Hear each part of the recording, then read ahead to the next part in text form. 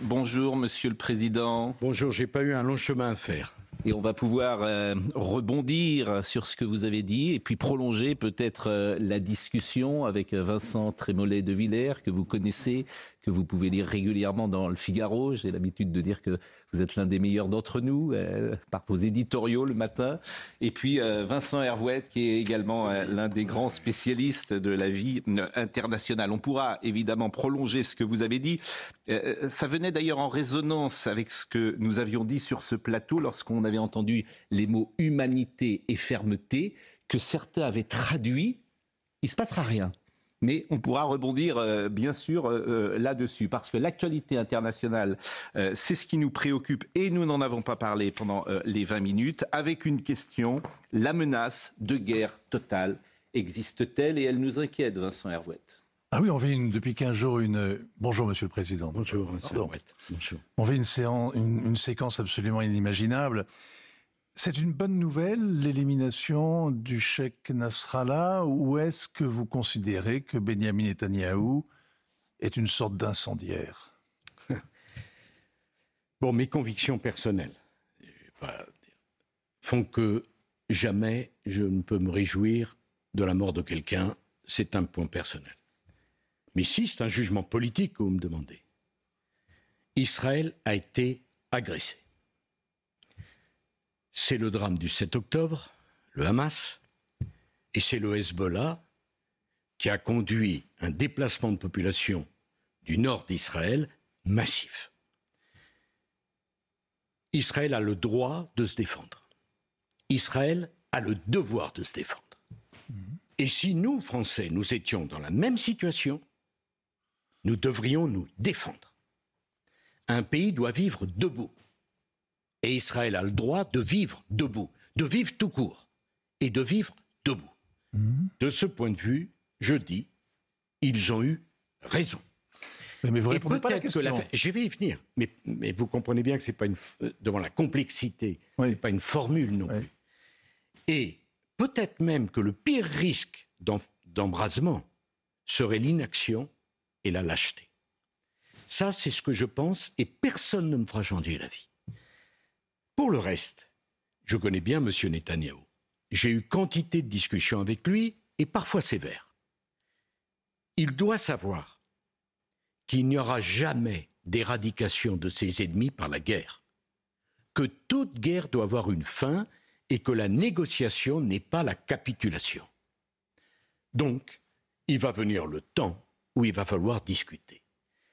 Mais je suis, et ça sera ma conclusion si vous me le permettez, sur cette première question. Le temps n'est pas venu? Le temps est venu. Le temps est venu. De la négociation? De la négociation.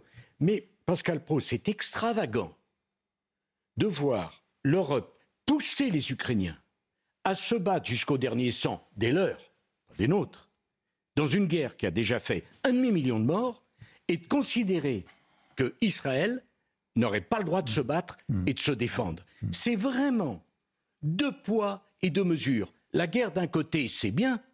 La guerre de l'autre, c'est mal. Il n'y a pas plus injuste que cette différence de posture. Alors, je crois avoir répondu à votre question. Vous connaissez vous connaissez Benyamin Netanyahou, vous connaissez aussi la plupart des dirigeants arabes. Est-ce que personne ne pleure Hassan Nasrallah dans ce monde? Moi, le premier, bien sûr. Mais est-ce que vous les sentez très angoissés? Est-ce qu'ils ont peur de l'escalade? Ou est-ce qu'ils pensent que c'est un risque limité? L'escalade, le risque d'escalade, il existait de façon latente, et vous le savez mieux que moi, depuis longtemps. Je suis estomaqué, si vous me permettez cette expression, par l'indulgence de la plupart des observateurs à l'endroit de l'Iran et leur sévérité à l'endroit de l'Arabie Saoudite. C'est extravagant. Souvenez-vous, quand ce malheureux journaliste, je crois que c'était Khashoggi, a été assassiné. Ça a été un scandale mondial, à juste titre. Dans l'ambassade. Dans l'ambassade. Mais imaginez, quand cet avion rempli d'Ukrainiens a été abattu par des missiles iraniens, ils ont dit « Oh, c'était une erreur ». Il y a eu, je crois, un peu moins de 200 morts. C'est passé comme une lettre à la poste. Le terrorisme, M. Hervouet, vous le savez mieux que moi, à commencer par Téhéran, pas par Riyad. L'ayatollah Khomeini finance le Hezbollah. Je ne suis pas aussi certain de l'explosion générale qui nous est annoncée.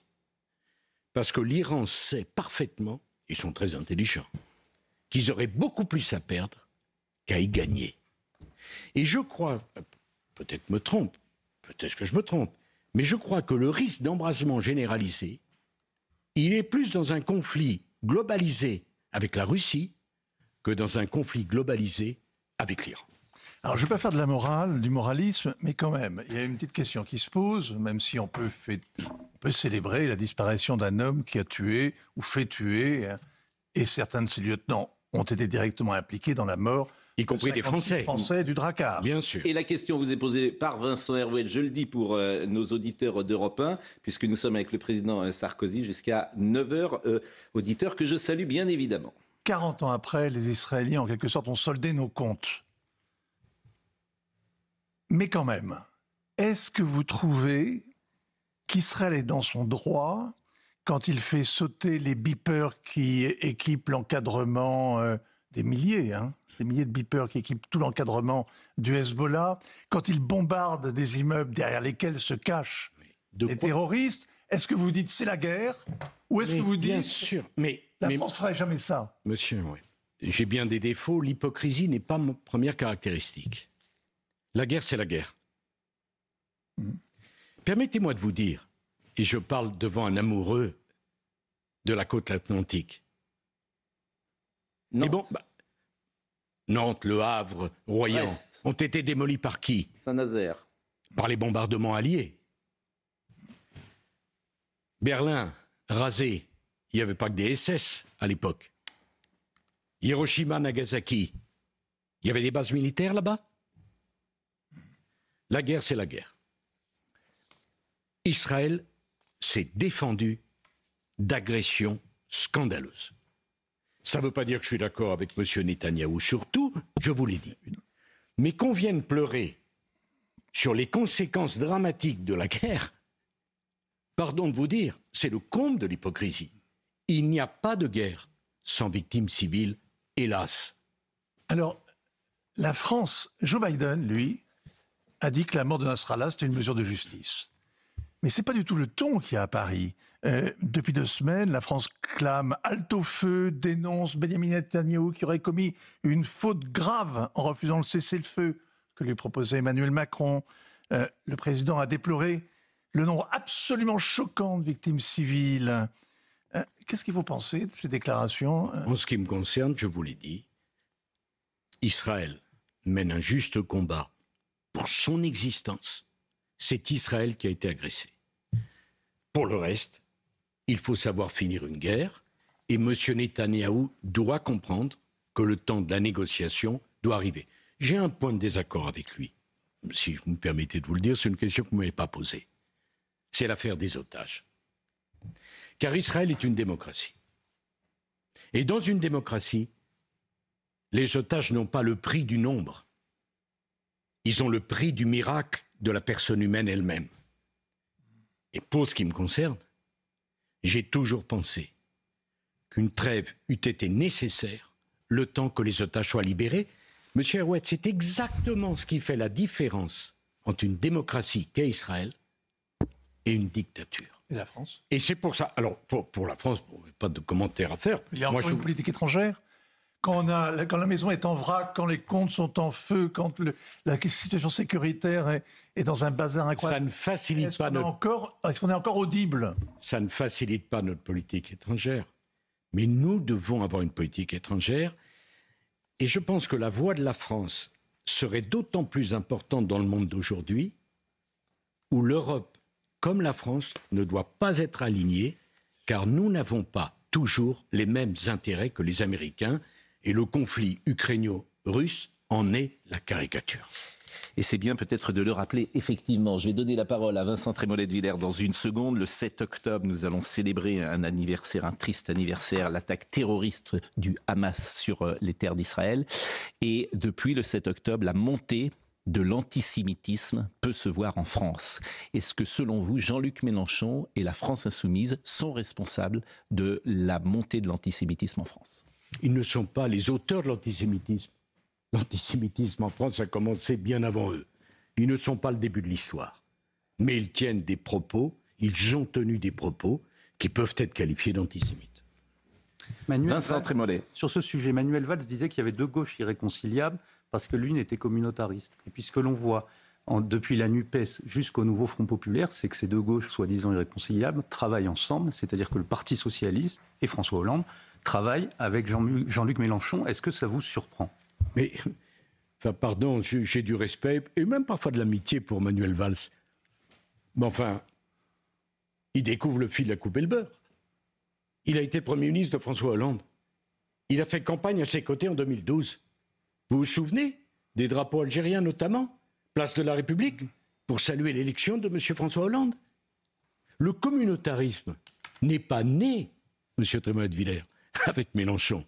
Il a été industrialisé avec M. Mélenchon. Mais ça a commencé bien avant. Et M. Hollande, tout le monde est surpris de l'alliance qu'il a fait avec le Front populaire. Mais il a toujours été comme ça. Et je dirais même, M. Mitterrand, SOS Racisme, qu'est-ce que c'était? Et Jean-Marie Le Pen, 1983, c'est pas de l'instrumentalisation?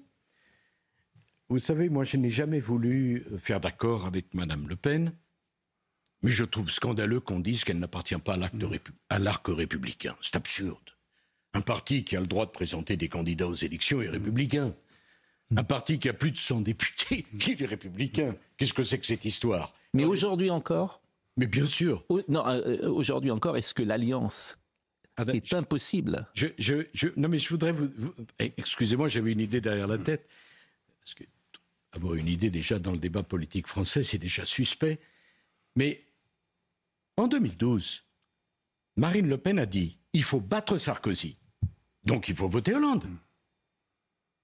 Est-ce que vous avez une seule déclaration des socialistes, M. Valls, M. Hollande à l'époque, se bouchant le nez en disant « comment ? Les voix de Mme Le Pen, j'en veux pas.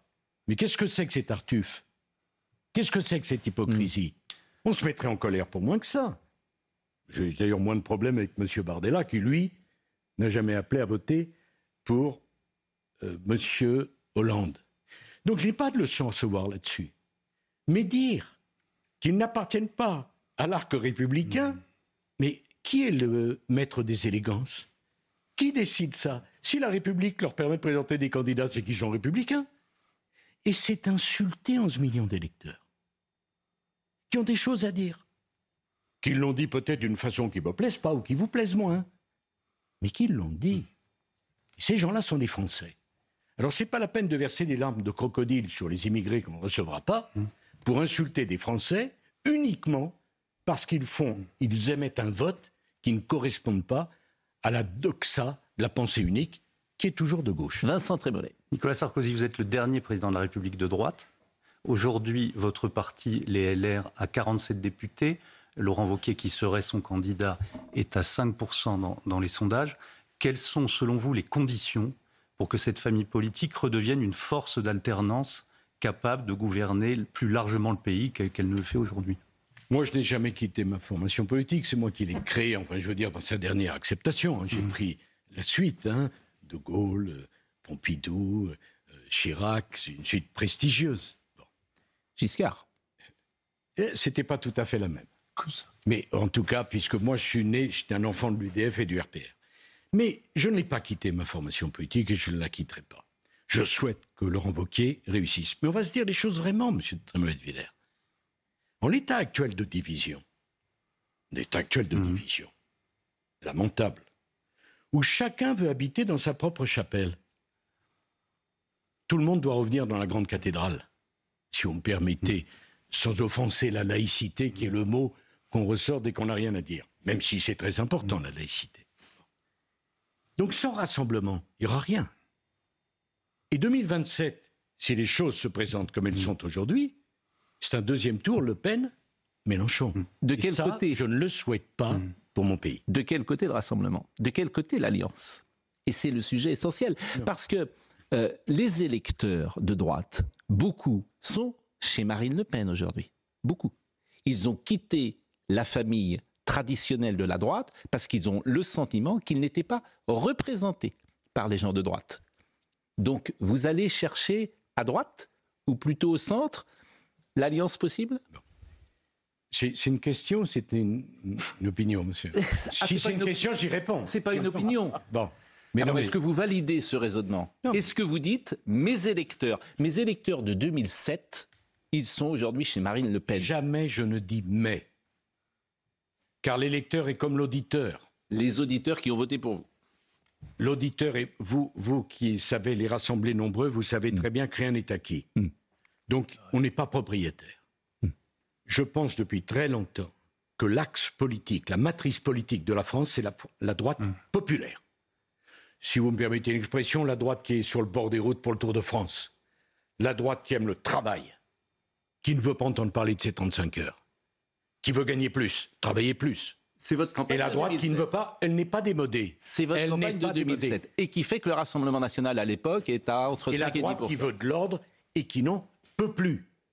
Ces gens qui sont partis reviendront aussi vite. Avec à partir qui ? du moment où on leur... La question, c'est d'abord qu'ils se rassemblent. Avec qui ? Non, l'incarnation. Ensemble. Non. Souvent, vous parlez de l'incarnation. Non, mais bien sûr. Il faut quelqu'un qui porte ça. C'est un parti bonapartiste quand même. Et c'est la question de Vincent Je suis Trémollet. bonapartiste. Mais bien sûr, mais c'est la question de Vincent Trémollet. Mais on va y Il faut aller, une incarnation. Et il n'y en a pas d'incarnation à droite. Pardonnez-moi de le dire comme ça. Quand il n'y a pas une incarnation évidente, il faut une bonne stratégie. En attendant l'incarnation. On a un peu de temps il y a 3 ans. La bonne stratégie, c'est qu'ils se rassemblent, qu'ils se mettent ensemble. Je vous rappelle, l'élection européenne, je crois que c'était 2008 ou 2009, le Rassemblement, le Front National à l'époque, 6%. J'ai eu contre moi et Marine Le Pen et Jean-Marie Le Pen, jamais au deuxième tour. Jamais au deuxième tour. La France a besoin d'une droite populaire, républicaine, qui tienne toute la place. Bien sûr que c'est plus simple d'avoir un leader, Chirac à l'époque, ou moi. En l'absence de leader incontestable, ils doivent se rassembler et utiliser ces 3 années pour construire. Sans le RN. Justement. Mais pour moi, vous savez, ce n'est pas une stratégie de monter sur le porte-bagages du RN pour s'agiter sur le porte-bagages. Moi, je suis pour diriger le vélo, pas pour être sur le porte-bagages. Et le rassemblement, parce pardonnez-moi. qu'aujourd'hui, compte tenu des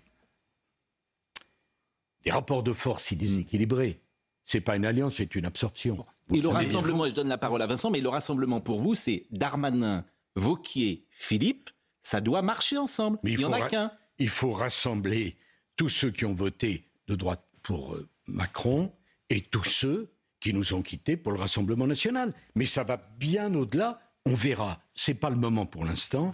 Ce qui compte, Vincent, c'est une stratégie de rassemblement. Vous dites... Et c'est pour ça que j'étais pour que la droite républicaine participe au gouvernement.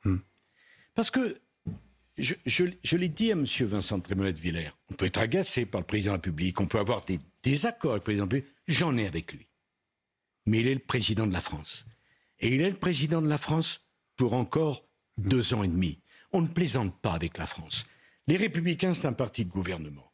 Un parti de gouvernement, ça gouverne. Et la meilleure façon de trouver l'incarnation, cher Pascal Praud, c'est d'être au gouvernement. Pas d'être sur les plateaux ou pas d'avoir des formules. Vincent On ne plaisante pas avec la France, dites-vous, et dans l'interview que vous avez donnée au Figaro il y a quelques semaines, vous disiez la France est au bord du gouffre. Quand la France est au bord du gouffre, est-ce qu'il vous arrive de revenir sur la décision que vous avez prise de quitter la politique en réfléchissant à savoir comment vous pourrez essayer de l'empêcher de tomber dans le gouffre? Non. Vous savez, le fleuve est fidèle à sa source en allant vers la mer. Et en allant vers la mer, on s'élargit. J'ai eu l'immense honneur d'être président de la République. J'ai fait une vie politique passionnante. Je resterai passionné par la France jusqu'au bout.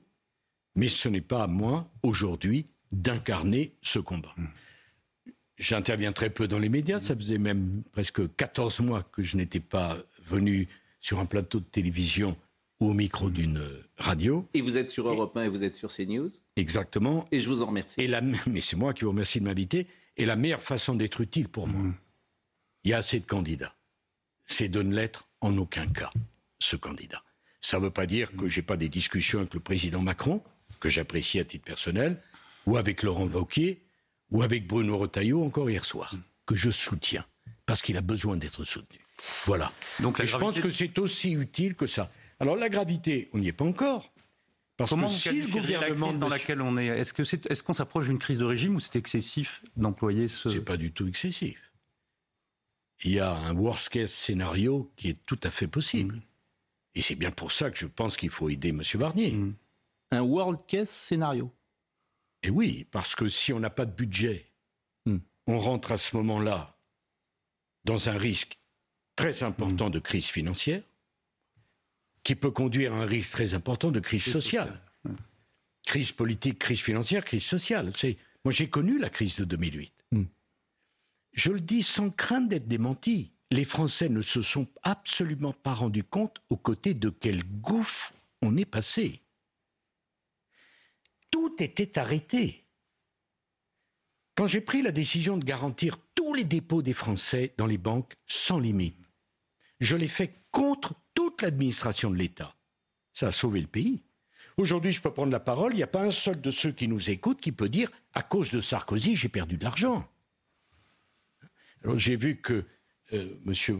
Breton, qui fait partie, vous savez, de ces gens qui rêvent de faire de la politique sans se présenter à des élections. Ça, c'est vraiment le comble du ridicule. C'est vrai, il y avait les précieuses ridicules, puis il y a ceux qui rêvent de faire de la politique, se présentent pas aux élections. C'est commode. Donc on donne... Il y a des journalistes aussi là. Oui, c'est pareil. J'ai la même considération, pour tout vous dire. On est passé au bord du gouffre. Je ne souhaite pas pour mon pays qu'on s'y retrouve. Je soutiens donc M. Barnier et son gouvernement. Ce qui ne m'empêche pas. Je ne suis pas candidat à quoi que ce soit. Mais ça ne m'empêche pas d'avoir des convictions. Je n'ai pas fait toute ma vie politique à la tête de la droite républicaine pour voir quand un Premier ministre de droite arrive, son premier mot, c'est pas réduction des dépenses, mais augmentation des impôts. Monsieur Trémont-de-Villers, j'y tiens beaucoup. De tous les présidents de la Ve République, tous, un seul a diminué le nombre de fonctionnaires. J'ai supprimé 150 000 postes de fonctionnaires, c'était le fameux 1 sur 2. On m'a insulté pour cela. Savez-vous que depuis 1997, il y a 1 million de fonctionnaires en plus en France? 1 million de fonctionnaires en plus en France. On va continuer combien? On est à 5 700 000 fonctionnaires avec les 3 fonctions publiques. Le problème économique de la France est simple, on ne travaille pas assez. Pas assez dans les entreprises. Et permettez-moi de vous le dire, pas assez dans les administrations. Les statistiques sont sorties l'année dernière. Les 35 heures ne sont pas effectuées. Vous parlez de Thierry Breton que vous assassinez au passage, mais comment est-ce que vous auriez réagi? Enfin, c'est un assassinat faible. Mais comment vous auriez réagi quand vous étiez président, quand vous avez désigné Jacques Barrot pour la Commission européenne, si M. Barroso vous avait dit « j'en veux pas », ou alors il aura une toute petite responsabilité? Il m'est arrivé aussi de désigner Michel Barnier. Oui. Bon, si vous vous souvenez. Bon, ça, je vous dis les choses comme elles sont. Enfin, après, je pense que c'est à la France de choisir. Mais je pense que M. Breton, plus quelqu'un qui a du mal à travailler en équipe et qui avait réussi à se mettre à dos toute la commission. Ce qui n'est pas conseillé quand on est à Bruxelles. Il avait été... Vincent, il reste très peu de temps, donc je voudrais poser 2 ou 3 questions qui me paraissent importantes. J'ai beaucoup pensé à Gramsci pendant que vous parliez. Et Gramsci, vous l'avez souvent cité. Peut-être que les téléspectateurs ne le connaissent pas, mais c'est la bataille des idées. Et vous pensez qu'avant l'élection, il faut gagner la bataille des idées. Et là, on peut peut-être faire un reproche à la droite, qui depuis 40 ans, c'est ce que j'entends, n'assume pas précisément d'être de droite sur les idées sociétales, notamment. Et lorsque vous avez dit tout à l'heure, quand vous avez imaginé le ministère de l'Immigration, effectivement, il y a eu tollé. Alors, c'est quoi la bataille des idées? C'est la presse, c'est les journalistes, c'est les intellectuels, c'est les cinéastes, c'est les artistes, c'est tout l'espace médiatique qui penche à gauche. Et la droite, depuis 40 ans, est-ce qu'elle ne s'est pas suffisamment battue pour faire avancer ses idées? Et d'une certaine manière, vous pouvez porter une responsabilité de cela, puisque vous étiez aux commandes. Je pense par exemple aux assises de Villepinte en 91. Quand on entend ce que dit Valéry Giscard d'Estaing sur l'immigration en 91, aujourd'hui, il serait traité de fasciste. Bon, enfin, j'ai pas perdu ma matinée. Je suis venu ici parce qu'Alpro m'explique que l'ensemble du monde médiatique est à gauche. Je confirme. Je m'en étais un petit peu rendu compte. Mais plus encore qu'avant, peut-être. Pas lui. Bon, je m'en étais rendu compte. Mais on ne peut pas dire, quand j'étais au pouvoir, que j'étais trop à droite, et après que je n'étais pas assez. Je vous ai pris des exemples multiples. Mais c'est intéressant ce que vous dites. La droite ne doit pas se laisser caricaturer. L'immigration, la fermeté. Oui. Mais sur les débats de société, la droite ne doit pas être en retard non plus. C'est trop facile de... Moi, je suis de droite, en tout cas, je ne sais pas, mais en tout cas, je n'ai jamais été de gauche. Mais je ne suis pas un conservateur. Je n'ai jamais été un conservateur. Je n'ai jamais été immobile. Notamment sur les histoires, vous savez, le mariage gay, je pense que l'amour ne dépend pas de la sexualité. Je pense qu'on ne peut pas vivre sans amour. C'est un point sans doute qui nous rapproche. On a tellement dit que j'étais sentimental. C'est vrai. Mais moi, j'ai voulu être un président de la République qui incarnait, pas un monstre froid qui jouait une comédie. Donc ça ne sert à rien de taper sur la droite. Je pensais sur les sujets pour l'immigration, je pensais sur des sujets même économie libéraux. Le libéralisme, moi, je n'ai jamais été un libéral au sens économique du terme. J'ai même nationalisé Alstom parce que je ne voulais pas que Alstom disparaisse. Je ne crois pas à ça. Moi, je crois au travail. Rien n'est démodé dans ce qu'on a dit. Je crois à l'ordre. Et il y a un problème d'autorité énorme dans notre pays. Et c'est pour cela que j'apprécie au moins les débuts de M. Retailleau, qui affirme une politique. Et d'ailleurs, le fait d'être attaqué par les gens qui l'attaquent, c'est plutôt bon signe. Parce que lorsque vous êtes ami avec tout le monde, M. Pascal Praud, vous n'êtes ami avec personne. Lorsque vous aimez tout le monde, vous n'aimez rien. Comme vous le savez, je n'aime pas. Bon, une dernière chose, on aurait pu parler de Didier Migaud que vous avez inventé. Vous avez inventé Didier Migaud. Bah si, vous l'avez inventé à la Commission des Finances et puis après à la Cour des Comptes. Mais une chose peut-être plus personnelle. Louis Sarkozy, qui fait son apparition dans le débat médiatique. Et je sais le rapport, j'ai envie de dire, fusionnel que vous avez avec vos enfants. Et on l'avait vu lorsque votre fils avait été attaqué il y a plusieurs années. Je voulais savoir comment vous jugiez, parce que j'imagine que vous écoutez chaque intervention de votre fils. Et est-ce que vous lui donnez, pourquoi pas, des conseils? Est-ce que vous débriefez une fois qu'il a pris la parole, et j'avais envie d'avoir votre sentiment sur votre fils. Ah là, vous touchez beaucoup à l'essentiel, mais bon. D'abord, je vais vous dire une chose. J'arrive pas à le regarder en direct. Je peux pas. Comme lorsque Jean, qui a un talent énorme, avait été pris dans une politique honteuse par Madame Royal, honte à elle. J'ai pas pu regarder en direct. Je les aime trop. Je peux pas. Donc je regarde après. Je suis fier de lui, de son courage et de son talent. J'aime beaucoup mes enfants. Jamais je les conseille parce que, mon Dieu, ils font ce qu'ils veulent. Mais quand je vois cette flamme, cette volonté de débattre, ce courage, ça me plaît. Ça me fait peur pour lui. Et ça me plaît. Jean avait un talent immense aussi. Il a été brisé dans son élan politique par un milieu tellement cruel. Mais oui, mon premier fils est disque jockey, donc ils font ce qu'ils veulent. Et croyez bien qu'il n'y a aucune volonté dynastique. Et il n'y a aucune volonté pour moi de le pousser. Mais si vous me demandez mon avis, chapeau. Monsieur le Président, merci. Merci, ça fait 40 minutes, plus de 40 minutes que vous êtes avec nous, avec Sonia Mabrouk, avec Vincent Trémollet de Villers, que je remercie, que vous pourrez lire demain dans le Figaro sans doute, avec Vincent Hervouette. On n'a pas parlé non plus du Paris Saint-Germain et de sujets plus légers. On n'a pas parlé d'Mbappé, mais c'est ainsi. Merci, Monsieur le Président. Merci beaucoup. Je ne sais